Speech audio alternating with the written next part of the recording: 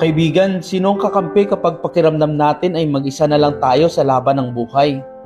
Sa gitna ng mga krisis at pagsubok ngayon, madalas tayong matakot at mangamba. Pero may matibay na pangako ang Diyos na hindi natin dapat kalimutan. Ayon sa Hebrews chapter 13 verse 5, huwag kayong maging sakim sa pera. Makontento kayo sa kung anong mayroon kayo, sapagkat sinabi ng Diyos, hindi kita iiwan at hindi kita pababayaan. Ibig sabihin, kapag gaano man kadilim ang gabi o kahirap ang sitwasyon, kasama natin ang Diyos. Hindi niya tayo inayaang mag-isa. Siya ang ating lakas at sandigan na hindi kailanman magbabago. Kapag nararamdaman natin ang pagod at gusto na nating sumuko, alalahanin mo nandyan siya.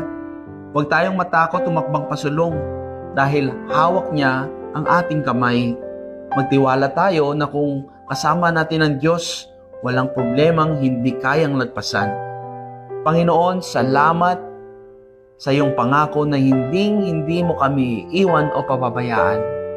Bigyan niyo po kami ng lakas, Panginoon, tapang na harapin ang bawat pagsubok ng buhay. Sa pangalan ni Jesus, Amen.